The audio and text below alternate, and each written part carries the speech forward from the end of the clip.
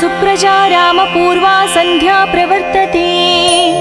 उत्तिष्ठ नरशार्दूला कर्तव्यं दैवमाह्निकम्। उत्तिष्ठोत्तिष्ठ गोविन्द उत्तिष्ठ गरुडध्वजा। उत्तिष्ठ कमलाकान्ता त्रैलोक्यं मङ्गलं कुरु। मातः समस्त जगतां मधुकैटभारे वक्षो विहारिणि मनोहर दिव्यमूर्ते। श्री स्वामी निश्रित जनप्रिय दानशीले श्री वेङ्कटेश दयते तव सुप्रभातम्। तव सुप्रभातमरविन्दलोचने भवतु प्रसन्नमुखचन्द्रमण्डले। विधिशङ्करेन्द्रवनिताभिरर्चिते वृषशैलनाद दयते दयानिधे। अत्र्यादिसप्तऋषयः समुपास्य सन्ध्याम् आकाशसिन्धुकमलानि मनोहराणि। आदाय पादयुगमर्चयितं प्रपन्नाः शेषाद्रिशेखर विभो तव सुप्रभातम्। पञ्चाननाब्ज भव षण्मुखवासवाद्याः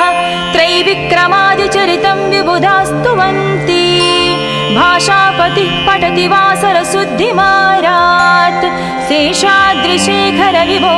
तव सुप्रभातम्।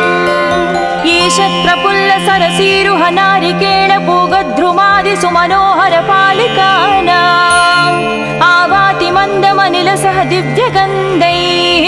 शेषाद्रिशेखर विभो तव सुप्रभातम्। उन्मील्य नेत्रयुगमुत्तम पञ्जरस्ताः पात्रावशिष्ट कदलीस्थलपायसानि भुक्त्या सलीलमदखेळ सुखा पठन्ति शेषाद्रिशेखर विभो तव सुप्रभातम्। तन्त्री प्रकर्ष मधुरस्वनयादि पञ्चा गायत्यनन्तचरितं तव नारदोऽपि। भाषा समग्रमसरत्कृतचारुरम्यम् शेषाद्रिशेखर विभो तव सुप्रभातम्। भृङ्गावळी च मकरन्दरसानुविद्ध जङ्कारगीतनिनदैः सह सेवनाय निर्यात्युपान्त सरसी कमलोदरेभ्यः शेषाद्रिशेखर विभो तव सुप्रभातम्। योषा गणेन वरदत्नि विमध्यमाने गोशालयेषु दधिमन्थन तीव्रघोषाः रोषात् कलिं विदधते ककुपञ्चकुम्भाः शेषाद्रिशेखर विभो तव सुप्रभातम्।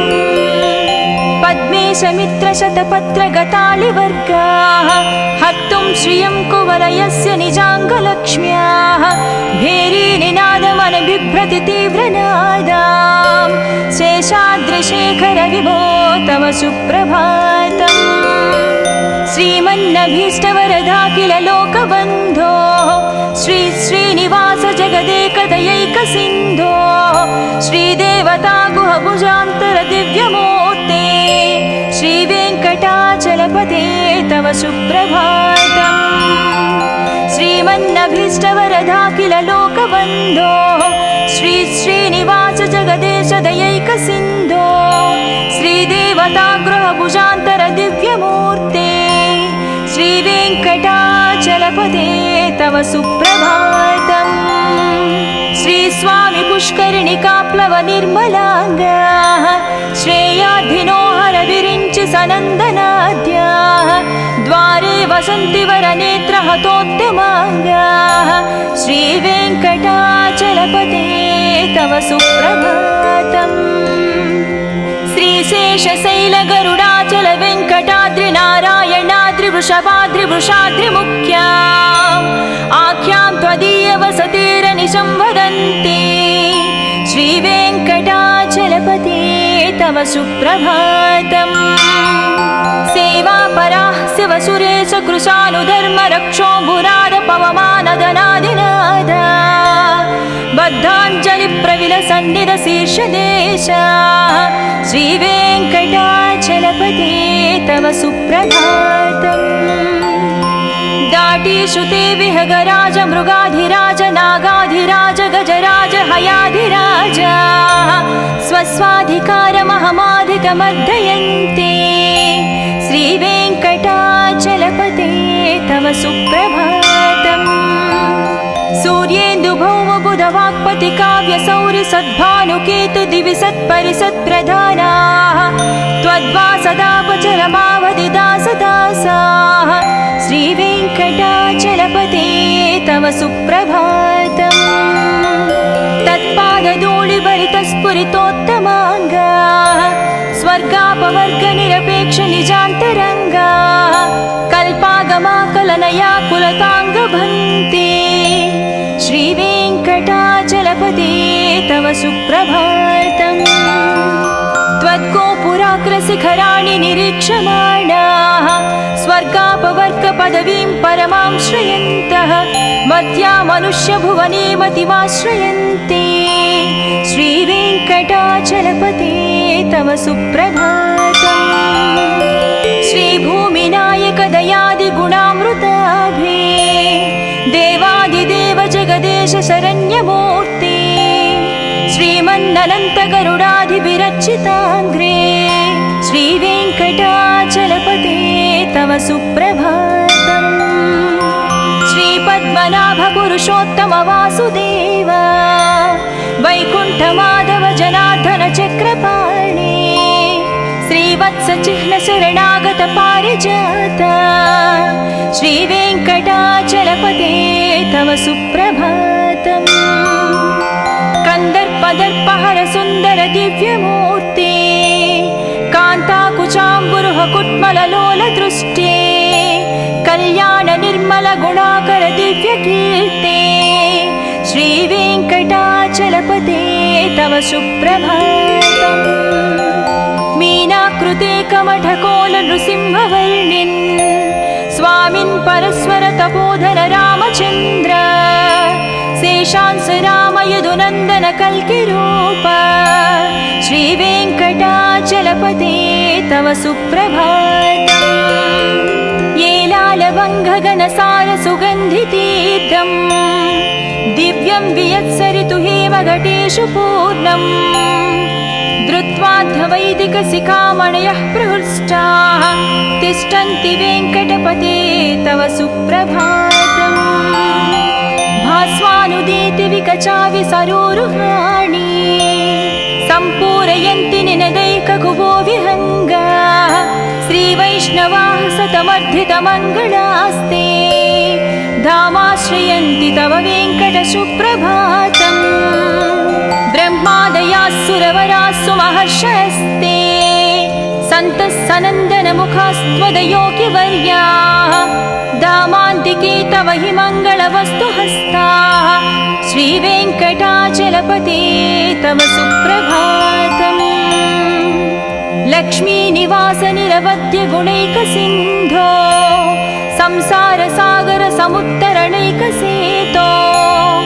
वेदान्तवेद्य निज वैभव भक्तभोग्या श्रीवेङ्कटाचलपते तव सुप्रभातम् लक्ष्मीनिवास निरवध्य गुणैकसिन्धो संसारसागर समुत्तरणैकसेतो वेदान्तवेद्य निज वैभव भक्तभोग्या श्रीवेङ्कटाचलपते तव सुप्रभातम् इत्थं वृषाचलपतेरिह सुप्रभातम्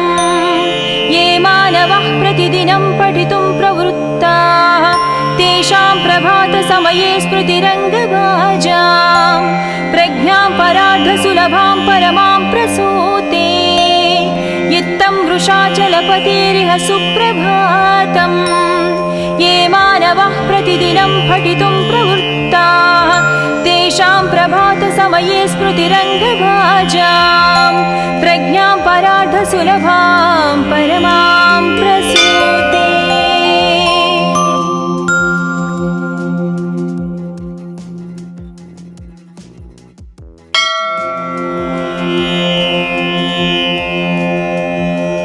कौसल्या सुप्रजा रामपूर्वा सन्ध्या प्रवर्तते उत्तिष्ठ नरशार्दूला कर्तव्यं दैवमाह्निकम् उत्तिष्ठोत्तिष्ठ गोविन्द उत्तिष्ठ गरुडध्वजा उत्तिष्ठ कमलाकान्ता त्रैलोक्यं मङ्गलं कुरु मातः समस्त जगतां मधुकैटभारे वक्षो विहारिणि मनोहर दिव्यमूर्ते श्री स्वामी निश्रित जनप्रिय दानशीले श्री वेंकटेश दयते तव सुप्रभातम् तव सुप्रभातमरविन्दलोचने भवतु प्रसन्नमुखचन्द्रमण्डले विधिशङ्करेन्द्रवनिताभिरर्चिते वृषशैलनाद दयते दयानिधे अत्र्यादिसप्तऋषयः समुपास्य सन्ध्याम् आकाशसिन्धुकमलानि मनोहराणि आदाय पादयुगमर्चयितं प्रपन्नाः शेषाद्रिशेखर विभो तव सुप्रभातम् पञ्चाननाब्ज भव षण्मुखवासवाद्याः त्रैविक्रमादिचरितं विबुधास्तुवन्ति भाषापतिः पठति वासरशुद्धिमारात् शेषाद्रिशेखर विभो तव सुप्रभातम् ईषत्प्रफुल्ल सरसीरुह नारिकेळ पूगद्रुमादिसुमनोहर पालिकानाम् आवाति मन्दमनिलसह दिव्यगन्धैः शेषाद्रिशेखर विभो तव सुप्रभातम् उन्मील्य नेत्रयुगमुत्तम पञ्जरस्ताः पात्रावशिष्टकदलीस्थलपायसानि भुक्त्या सलीलमदखेळि सुखा पठन्ति शेषाद्रिशेखर विभो तव सुप्रभातम् तन्त्री प्रकर्ष मधुरस्वनयादि पञ्च गायत्यनन्तचरितं तव नारदोऽपि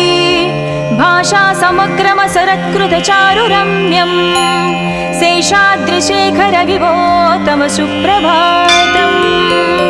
भृङ्गावळी च मकरन्दरसानुविद्धझङ्कारगीतनिनदैः सह सेवनाय निर्यात्युपान्तसरसी कमलोदरेभ्यः शेषाद्रिशेखर विभो तव सुप्रभातम्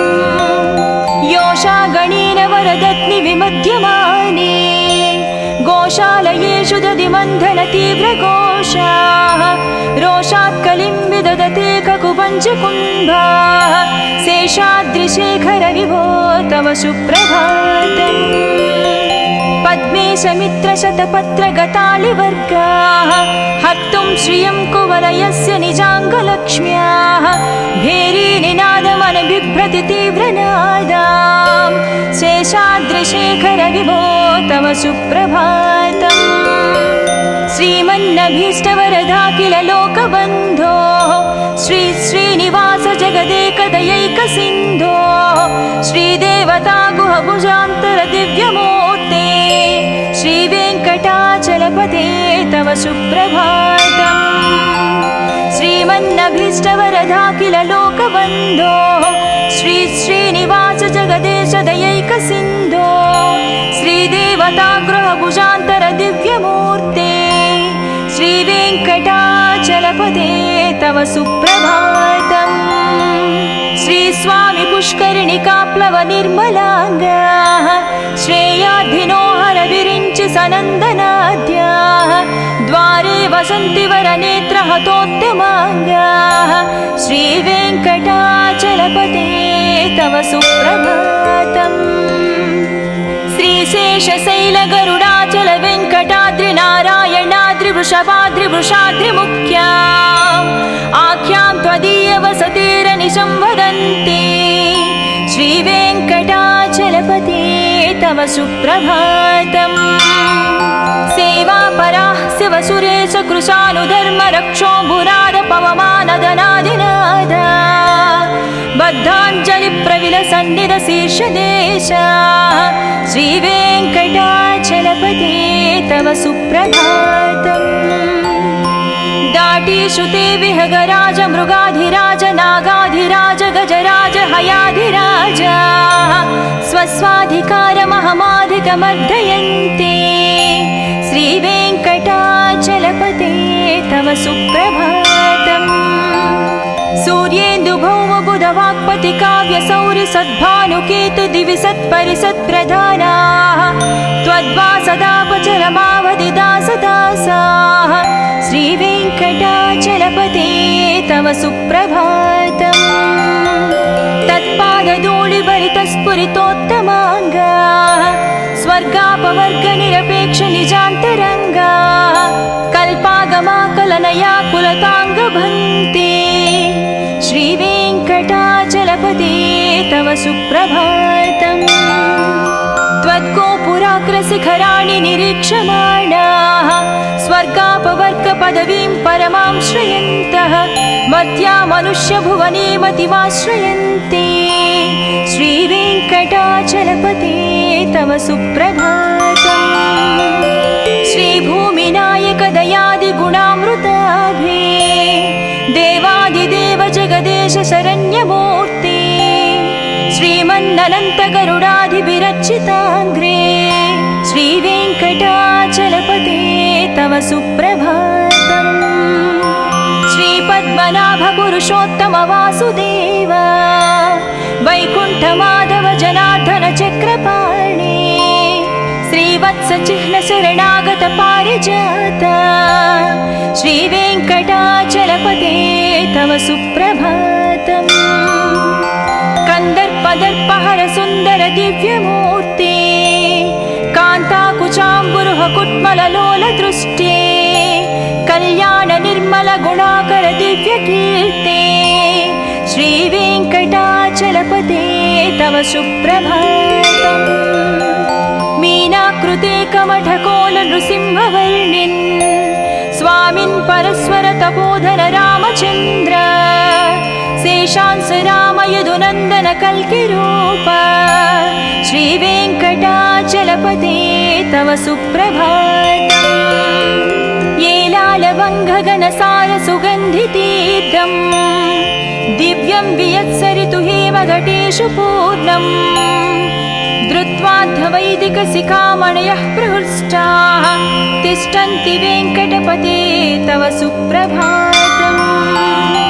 भास्वानुदीति विकचाविसरोरुहाणि सम्पूरयन्ति निनदैककुबो विहङ्गा श्रीवैष्णवाः सतमर्धितमङ्गलास्ते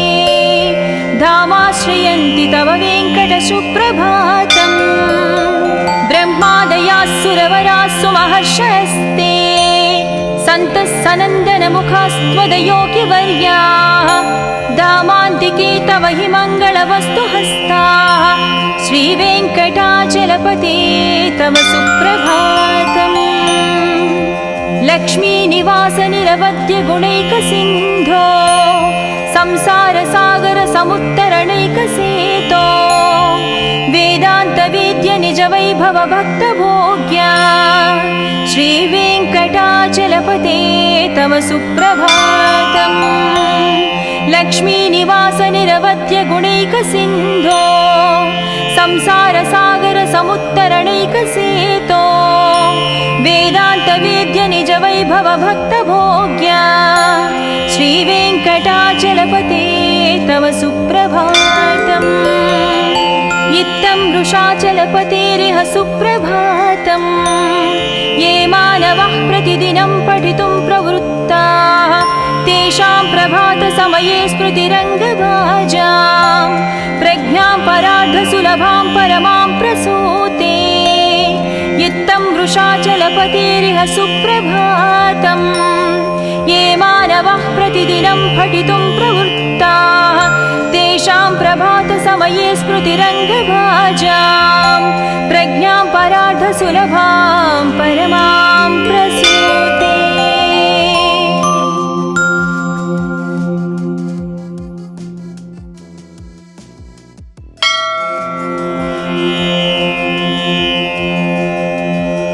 कौसल्या सुप्रजा रामपूर्वा सन्ध्या प्रवर्तते उत्तिष्ठ नरशार्दूला कर्तव्यं दैवमाह्निकम्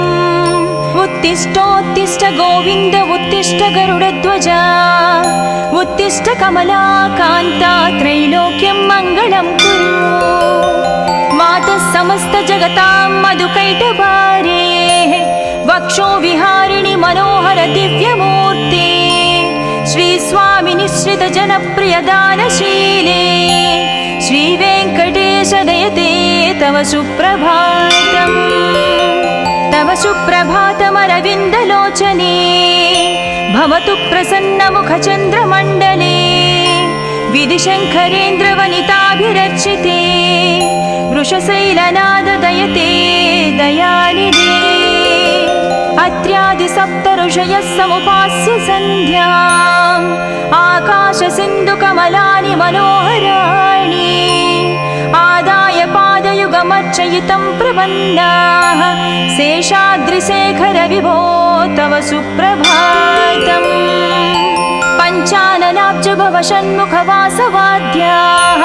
त्रैविक्रमादिचरितं विबुधास्तुवन्ति भाषापतिः पठति वासरशुद्धिमारात् शेषाद्रिशेखर विभो तव सुप्रभातम् ईषत्प्रफुल्लसरसीरुह नारिकेळपूगद्रुमादिसुमनोहरपालिकानाम् आवाति मन्दमनिलसह दिव्यगन्धैः शेषाद्रिशेखर विभो तव सुप्रभातम् उन्मील्य नेत्रयुगमुत्तमपञ्जरस्ताः पात्रावशिष्टकदलीस्थलपायसानि भुक्त्या सलीलमदखेळि सुखा पठन्ति शेषाद्रिशेखर विभो तव सुप्रभातम् तन्त्री प्रकर्ष मधुरस्वनयादि पञ्चा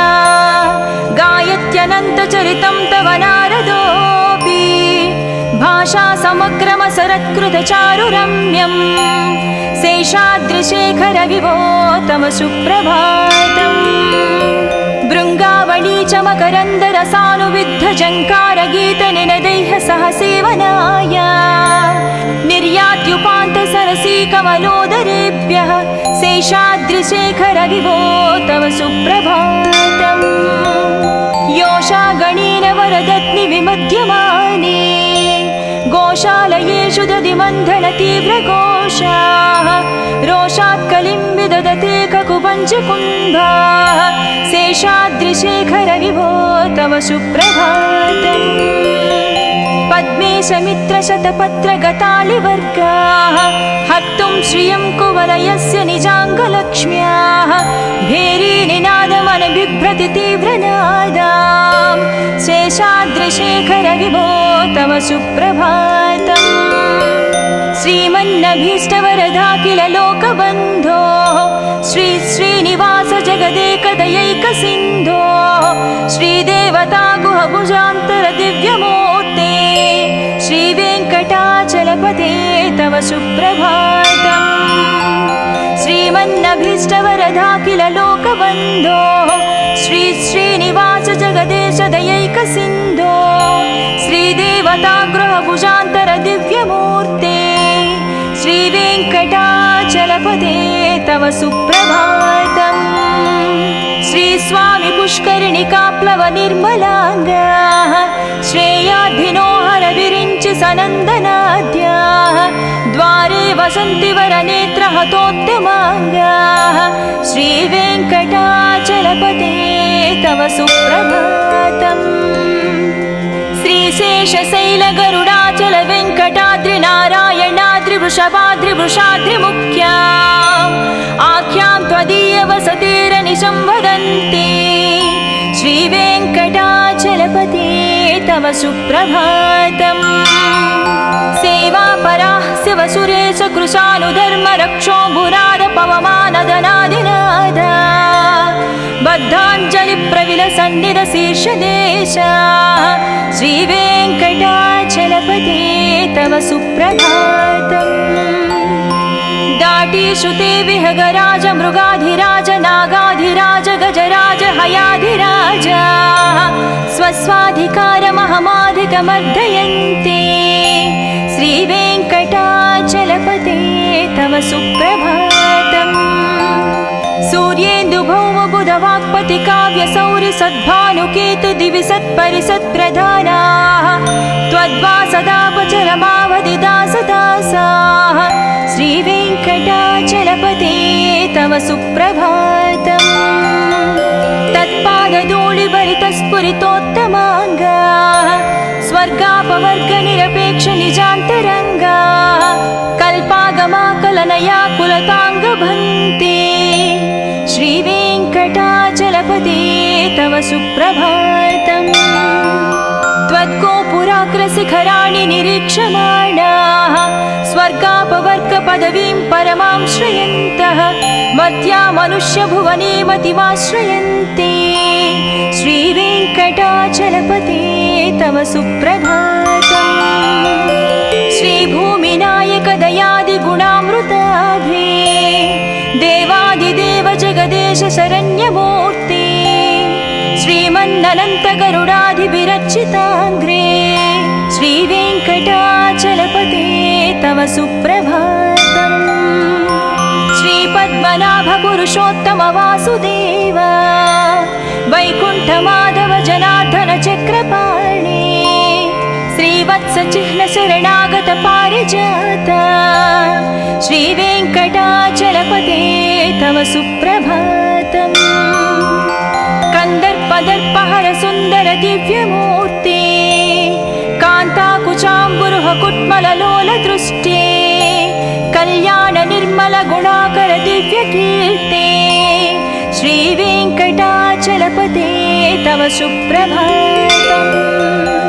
मीनाकृते कमठकोल नृसिंहवर्णिन् स्वामिन् परस्वर तपोधन रामचन्द्र शेषांस राम यदुनन्दन कल्किरूप श्रीवेङ्कटाचलपते तव सुप्रभातम् येलालवङ्घगणसार सुगन्धितीर्थम् दिव्यं वियत्सरितु हेमघटेषु पूर्णम् धृत्वाद्धवैदिकशिखामणयः प्रहृष्टाः तिष्ठन्ति वेङ्कटपते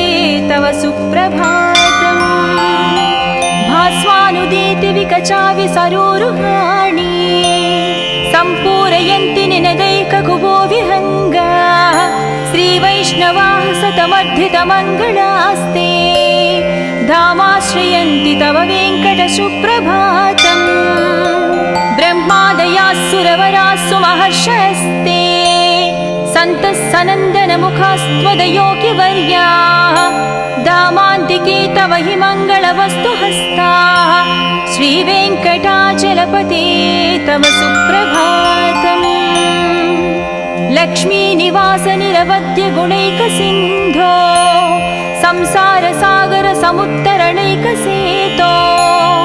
वेदान्तवेद्य निज वैभव भक्तभोग्या श्रीवेङ्कटाचलपते तव सुप्रभातम् लक्ष्मीनिवास निरवध्य गुणैकसिन्धो संसारसागर समुत्तरणैकसेतो वेदान्तवेद्य निज वैभव भक्तभोग्या श्रीवेङ्कटाचलपते तव सुप्रभातम् इत्थं वृषाचलपतेरिह सुप्रभातम्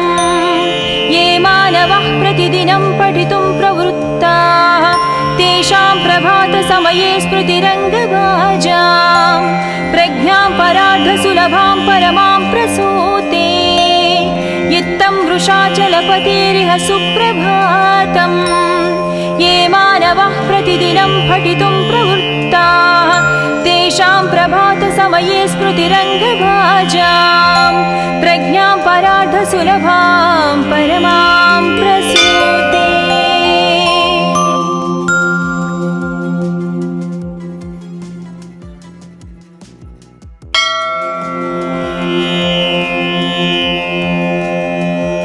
कौसल्या सुप्रजा रामपूर्वा सन्ध्या प्रवर्तते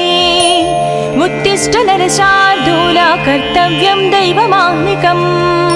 उत्तिष्ठोत्तिष्ठ गोविन्द उत्तिष्ठ गरुडध्वजा उत्तिष्ठ कमलाकान्ता त्रैलोक्यं मङ्गलं कुरु मातः समस्त जगतां मधुकैटभारे वक्षो विहारिणि मनोहर दिव्यमूर्ते श्रीस्वामि निश्रित जनप्रिय दानशीले श्रीवेङ्कटेश दयते तव सुप्रभातम् तव सुप्रभातमरविन्दलोचने भवतु प्रसन्नमुखचन्द्रमण्डले विधिशङ्करेन्द्रवनिताभिरर्चिते वृषशैलनाद दयते दयानिधे अत्र्यादि सप्त ऋषयः समुपास्य सन्ध्याम् आकाशसिन्धुकमलानि मनोहराणि आदाय पादयुगमर्चयितं प्रपन्नाः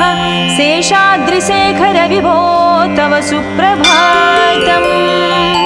पञ्चाननाब्ज भव षण्मुखवासवाद्याः त्रैविक्रमादिचरितं विबुधास्तुवन्ति भाषापतिः पठति वासरशुद्धिमारात् शेषाद्रिशेखर विभो तव सुप्रभातम् ईषत् प्रफुल्लसरसीरुह नारिकेळपूगद्रुमादिसुमनोहरपालिकानाम् आवाति मन्दमनिलसह दिव्यगन्धैः शेषाद्रिशेखर विभो तव सुप्रभातम्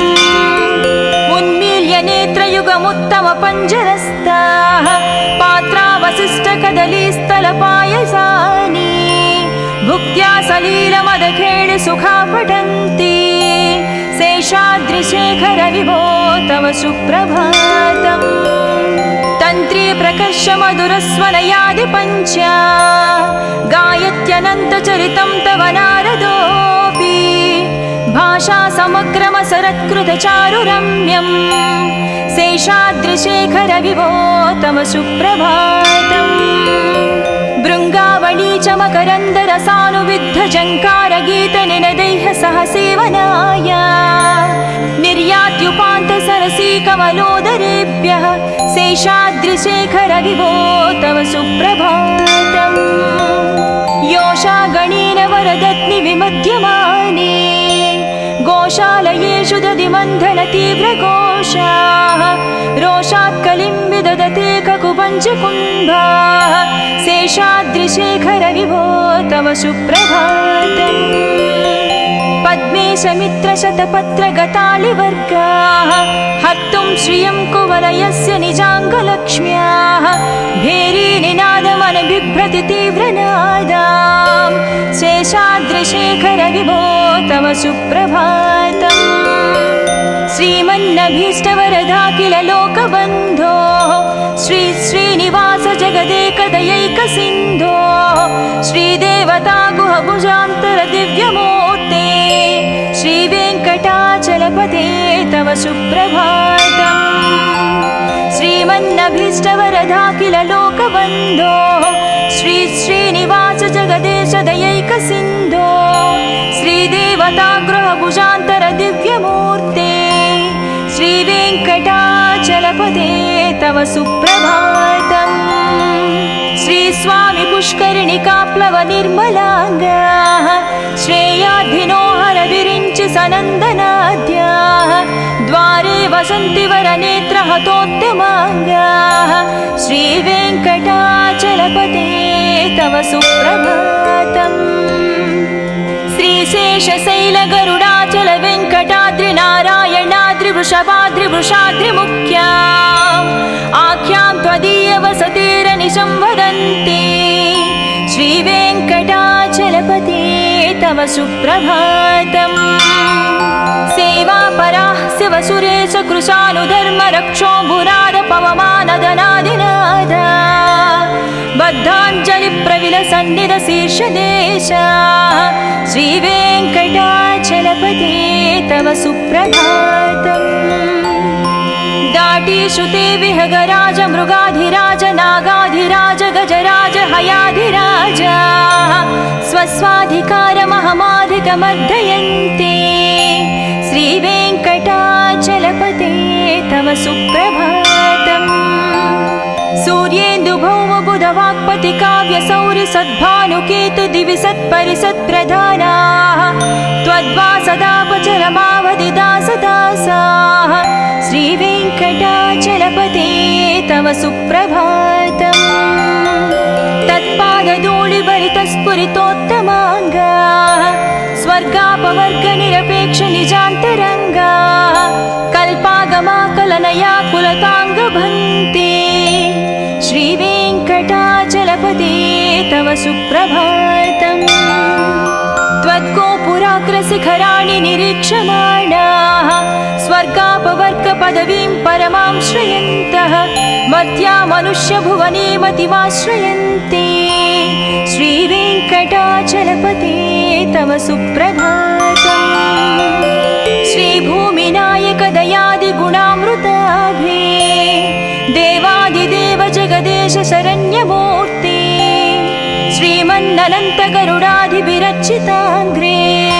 श्रीवेङ्कटाचलपते तव सुप्रभातम्। श्रीपद्मनाभ पुरुषोत्तम वासुदेव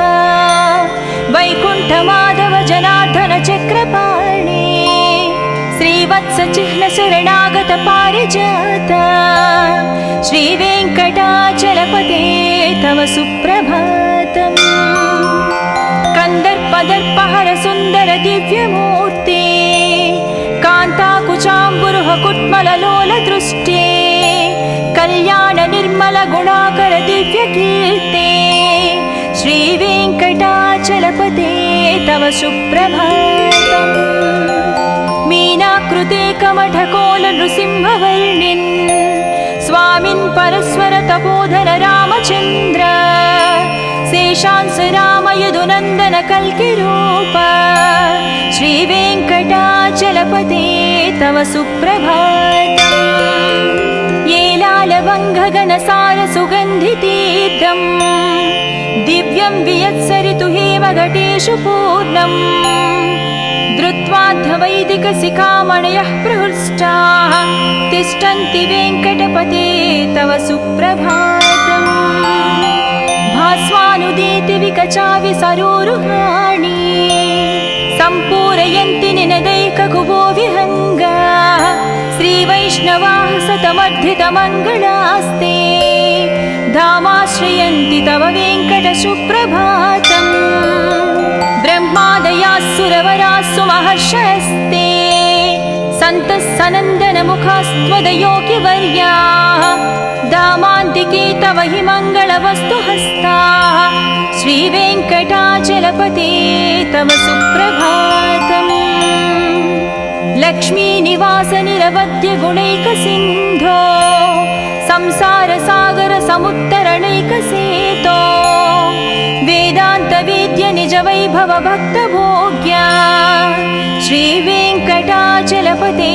तव सुप्रभातम्। लक्ष्मीनिवास निरवध्य गुणैकसिन्धो संसारसागर समुत्तरणैकसेतो वेदान्तवेद्य निज वैभव भक्तभोग्या श्रीवेङ्कटाचलपते तव सुप्रभातम्। इत्थं वृषाचलपतेरिह सुप्रभातम्। ये मानवः प्रतिदिनं पठितुं प्रवृत्ताः तेषां प्रभातसमये स्मृतिरङ्गभाजां प्रज्ञां परार्धसुलभां परमां प्रसूते इत्थं वृषाचलपतेरिह सुप्रभातम्। ये मानवः प्रतिदिनं पठितुं प्रवृत्ताः तेषां प्रभातसमये स्मृतिरङ्गभाजां प्रज्ञां परार्धसुलभां परमां प्रसूते।